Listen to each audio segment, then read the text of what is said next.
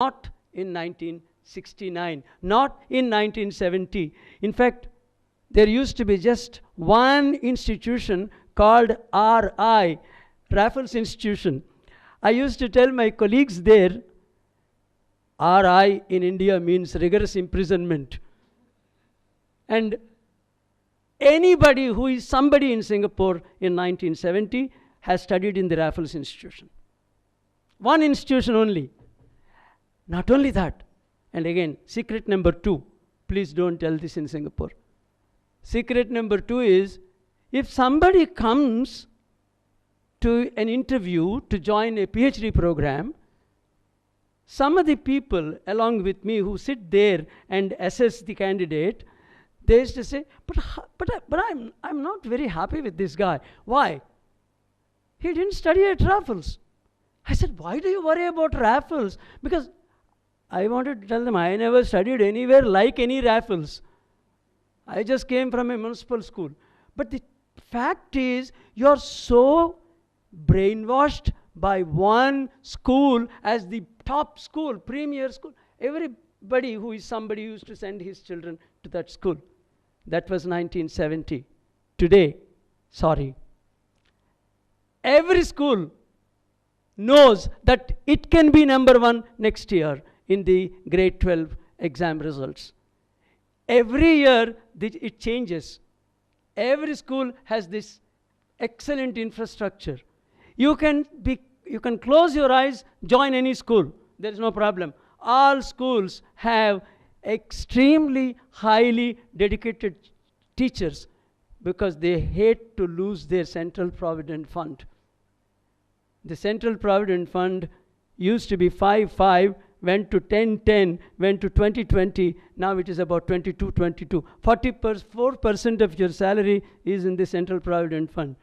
And if you don't perform well and lose the job, you lost your excellent benefit, the Central Provident Fund. Government responsibility, ladies and gentlemen, and I am ashamed to say that a country which doesn't provide first 12 years of education in top schools funded by the government, I don't know what that is. Equalization of opportunity across all income and wealth classes. We all know very well that the issue of income inequality is a frustration to the people across the board. Seeing somebody driving in a Mercedes and me not having anything to transport myself, it can be very frustrating. But mind you, you can never equalize the outcome. There is no policy, there is no country in the world which can equalize the outcomes. It can equalize opportunity. Equality of opportunity begins in the first 12 years of education. MGPS, JNSS. I know that some of you will be advising the governments in state level as well as central level. So I said, let me share my dream. We don't know who may make it happen. MGPS stands for Mahatma Gandhi Primary School. JNSS stands for Jawaharlal Nehru Secondary School. And I chose the 2 names because regardless of who you are, those 2 names are still non-controversial. If I put any other name, that may be changed the day after tomorrow, like the airport names. I am very clear, in my country, MG, JN, we don't debate about their names. Mahatma Gandhi Primary School, Jawaharlal Nehru Secondary School. Unique architecture. I'm requesting you for a change. If you are asked to give an advice, regardless of which policy maker it is, mention to them, we should one day have Mahatma Gandhi Primary School, Jawaharlal Nehru Secondary School flooded across the country. Like I recognize the temple, I recognize the mosque, I can recognize MGPS the moment I see it. I can recognize JNSS the moment I see it. Thank you. You have made my day. You have made my day. No, the reason is I don't want to tell something which is not right. All I'm saying is, we all know this is the right way to go. I don't know why we don't do it in this country. I know of a private institution manager, a owner, a private school owner, he gives tons of money to political parties. How does they do that? How can you enrich somebody by running a school which is supposed to educate the children, age group 5 to 10? I request all of you, anytime you have to advise a state level or a central level leader, please tell them MGPS, JNSS. All leaders from 1947 through 2014 must take the blame for dividing children aged 5. At age 5, one goes to the government school, another goes to a private school, another goes to a Doon school. I have nothing against those schools. Don't close them. Don't do that. Please don't close them. Let them be forced to close down because other government schools are doing so well. I told you, Raffles Institution still exists, but it doesn't have that monopoly power over the so-called intellectuals. We don't close any school. Please don't close any school. It's a free country. But if they close, don't worry. Thank you. You have been very kind. Thank you very much. Thank you so much, sir. What an inspiration you have been today. And I think all the people who are here will definitely try their best to make your dream a reality. And I feel totally inspired after this very wonderful session by you. Thank you so much, sir. I now request Lakshmi ma'am to please give a token of appreciation. It's an honor to now invite Padma Shri Suman Sahai to kindly come on to the dais and address our gathering on food security and biodiversity. Welcome, ma'am. Ladies and gentlemen, that was a tough act to follow.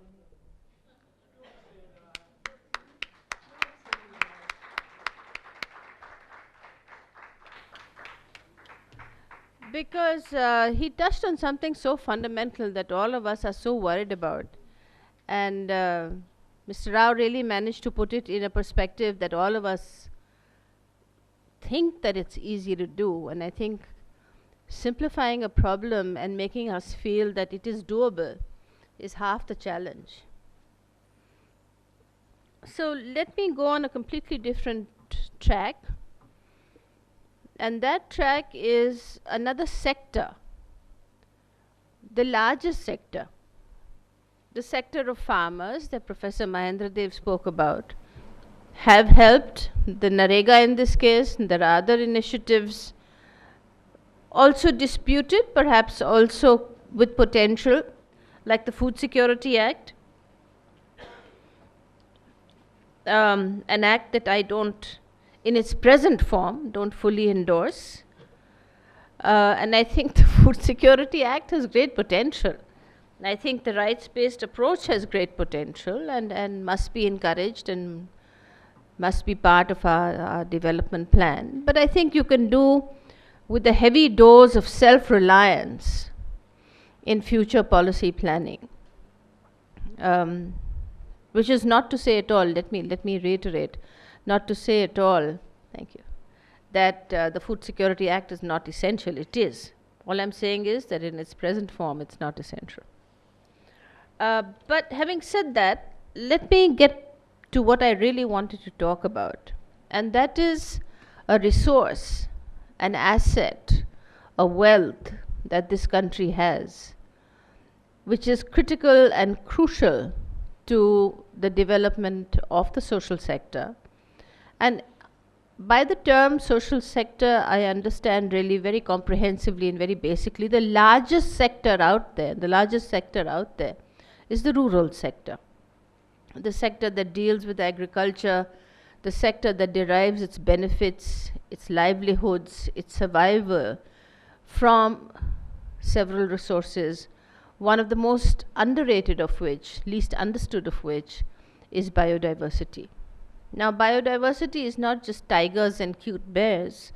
As you all know, biodiversity in its most critical dimension is the diversity of field and forest.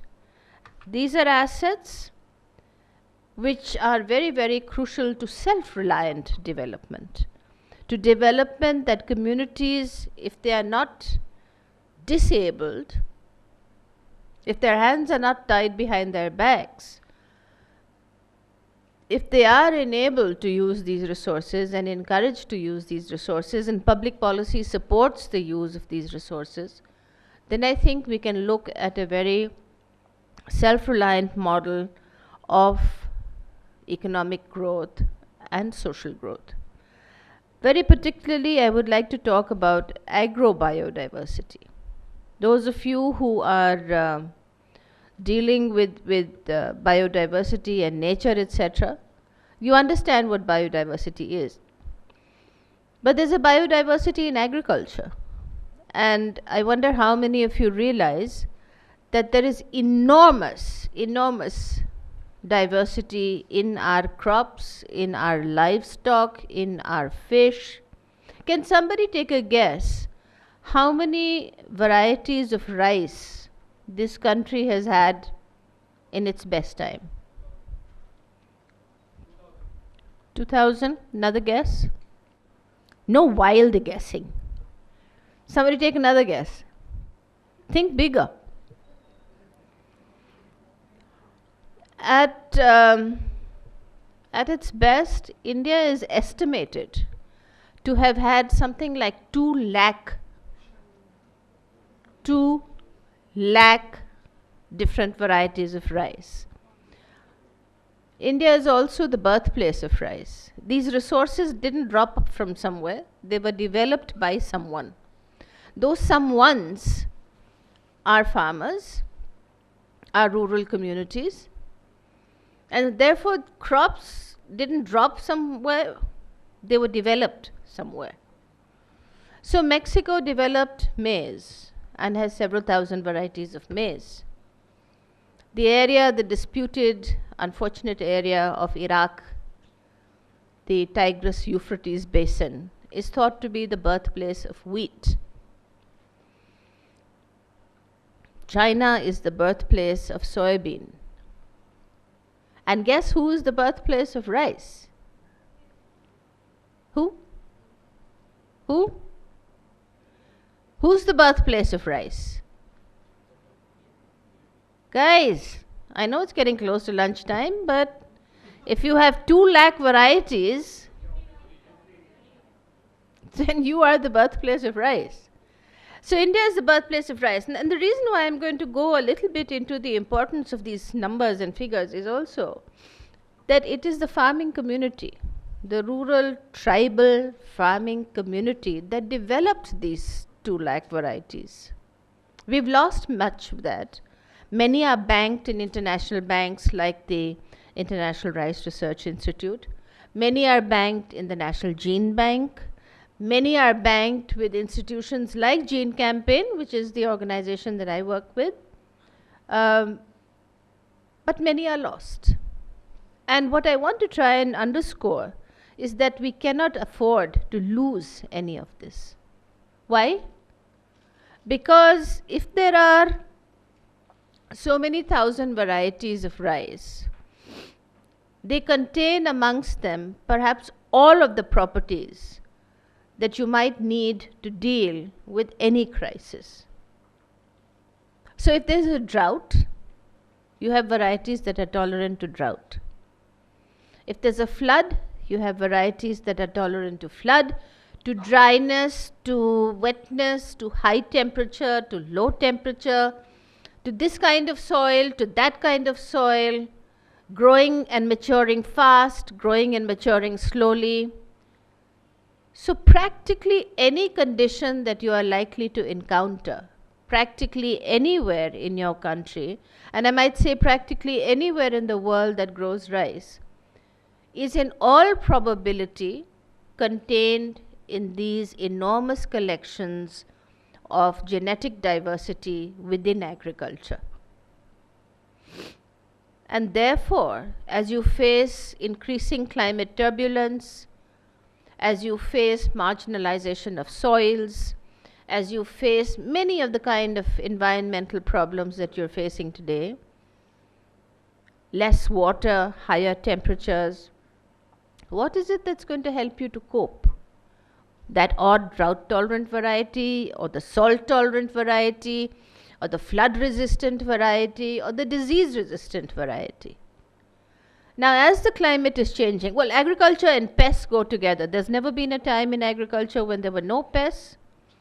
So they go together. But as the climate is changing, you're finding different kind of pests. So in the Anantapur area, for example, there may have been XYZ pests that have been problematic so far. Tomorrow there may be ABC kind of pests because the weather has changed.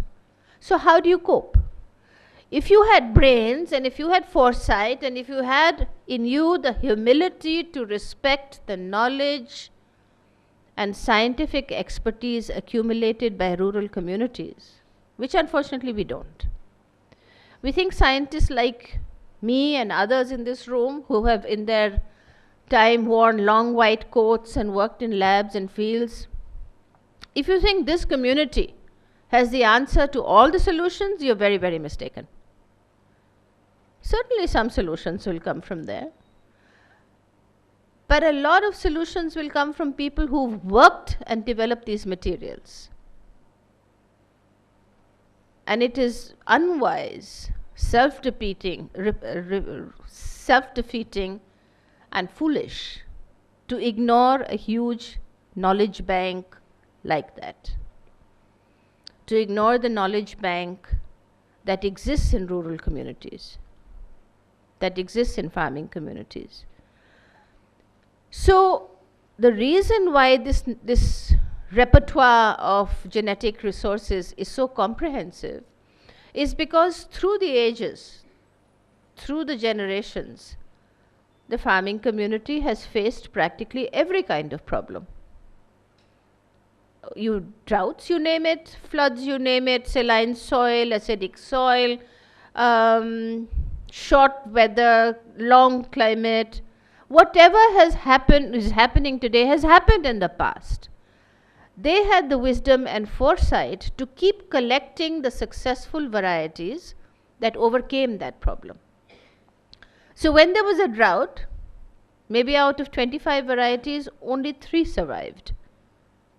But since their whole survival depends on using their wits and using their resources, they had the foresight to save these 3 varieties, and so on over generations.